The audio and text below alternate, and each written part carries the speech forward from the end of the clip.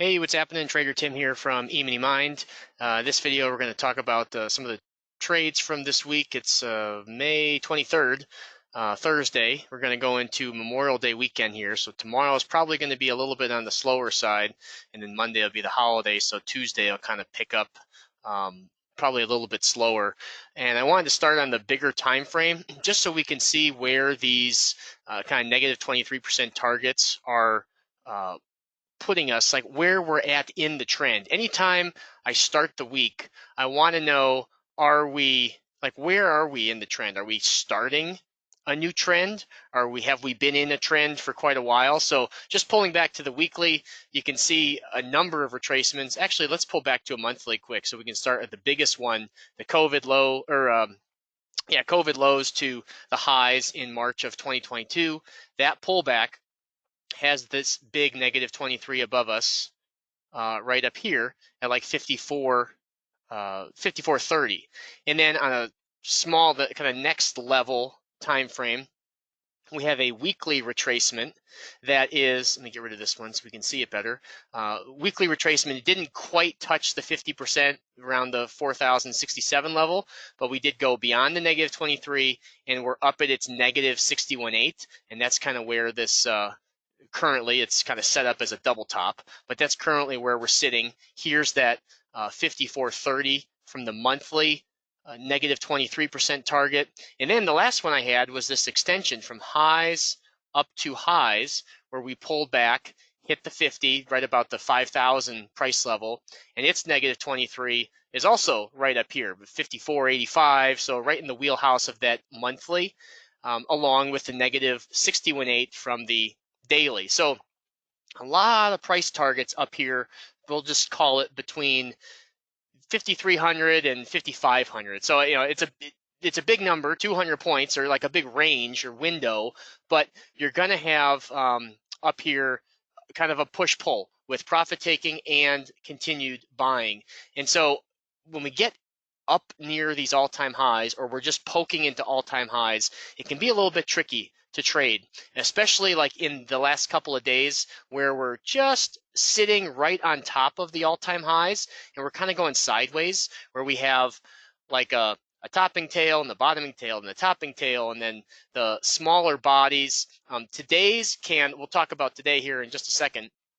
But when you're looking at like the larger trend, when you gap up down at lows, that is something you want to look at buying.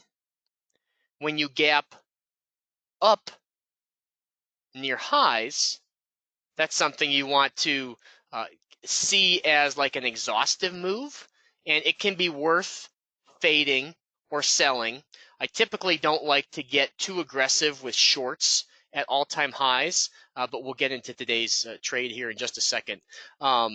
If you gap down at lows, that would be kind of the same thing as gapping up at highs, where if you're already at lows, if the trend is down and you have then gapped down, you really don't want to be selling into that.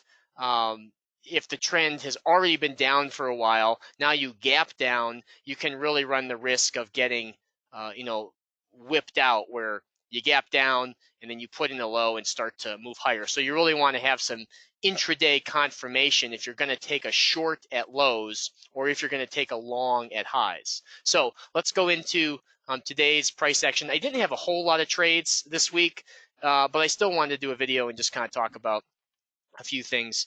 Monday, I posted some screenshots and stuff in the Discord. I won't go too much into Monday. Tuesday, I kind of had a silly trade, which I really shouldn't have taken.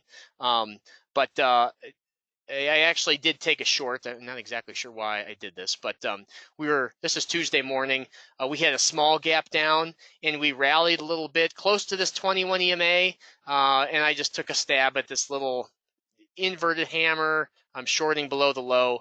I should have just passed on that, but that was my one little trade for Tuesday, and it stopped me out. So, but it was only 2-point candles, so not a huge mistake, but probably shouldn't have taken that one.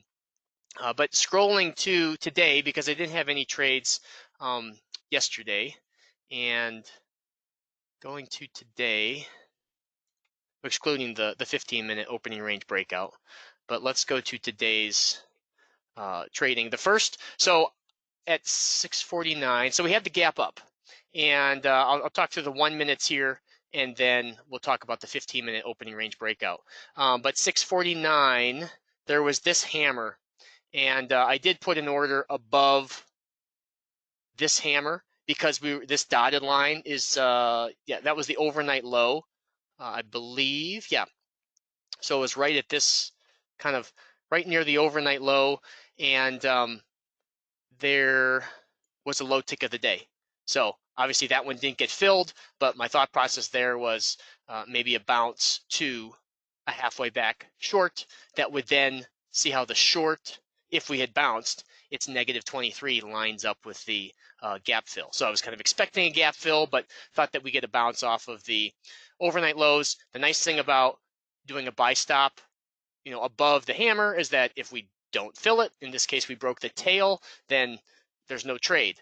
I know some people like to take failed setups in the other direction. So like instead of like if the long above the hammer, if it fails, if we break the tail of the hammer going short, you could do that here, but there wasn't a whole lot of room between the tail and the gap fill. That's not something that I do much, but I do know some people kind of look at a failed long setup as a short setup, or a failed short setup as a long setup. But the one trade that did work out nice today is obviously the 15-minute opening range breakout. It was a pretty big initial candle, but just selling one tick below lows with a stop, one tick above highs, and then a target at 20 points. So that got a quick 20 points. Even with a VIX down at 11, coming into today, we're up a little higher now, 13. But, VIX has been so low down here in the low teens that the intraday ranges are then going to be very, very small. I mean, let's go back to a monthly, and, we saw some of this in like 2017 where we were extremely low. Even in 2021, we weren't quite this low to where we've been at the start of the year. And our candles have reflected that. Our daily candles are smaller, the intraday candles are smaller, and so you're just having less volatility. With the 15-minute opening range breakout, I made the comment on Tuesday in the live session. I was looking at so I put my order one tick above and one tick below for my entry. So if in this case, the low of the candle was 40.75, so my entry or my order is going to be at 40.50, one tick below. And I was looking at, well, is it worth putting my order 1 point below in case we come down and break lows by a couple of ticks and then turn around and go higher? I was actually really pleased to see us break to the downside today because of the gap up. And I poked through my trade logs from the last couple of years because I do record the max profit on the trade in addition to my P&L and a few other notes. And it really was kind of a wash. There were a lot of trades that went like 21 points or 20 and a half points max profit. And, it's a little bit just curve fitting to the data that I have, but, they are all trades that I took. And so I would say it's reliable data. But, to use a point above and below the 15-minute opening range breakout, yeah, it would keep me from not getting in a trade that just went a tick or two below and then reversed. But now you're adding that point to all the other stop outs, and you're missing out on a handful of 20-pointers. So, sticking with what we've been doing for the last 3-4 years is what I'm going to keep doing. Was the moral that I took away. The other thing I wanted to point out on the 1 minute chart, I know some people like when we gap up like this after a strong uptrend, they like to fade the 1 minute bar, basically doing the same thing as the 15-minute opening range breakout, except instead of doing a buy stop and a sell stop and going whichever way the order gets filled, you would short the 1 minute bar, one tick below lows, and then ride that down. I don't I don't do that, but you know, if you want to look at a 1 minute or a 5 minute chart on a gap up at highs by shorting, you could do that, or say a gap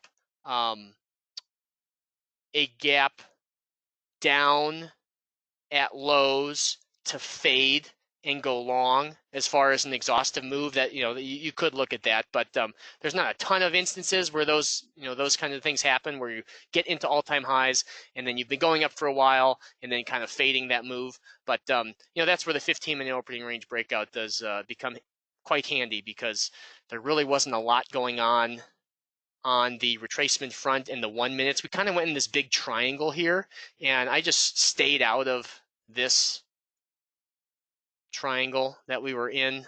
Whether you want to draw it kind of like an asymmetrical triangle, or like a traditional triangle, or like whichever way you want to draw it. We were in a triangle, rising lows, whether it was a flat top or a you know, symmetrical. You can get into a lot of trouble trying to take some trades within the range, especially when, like, you know, in this case the EMA is just kind of going sideways, or just the overall trend is sideways in through here, and the candles were kind of big. We were up at 4.5, 5, 6, 7 points on some of these, so just kind of staying out of that chop and letting the 15-minute take us down was a really good approach. So not a lot of trades, really, you know, very few trades, I would say, this week, but you know, a couple quality ones in there to make things worthwhile. So that's all I got for you this week. Hope you have a great rest of your week. If you have questions, you can pop over in the Discord or drop them in the comments. And hope you have a nice Memorial Day weekend. We'll talk to you guys all soon.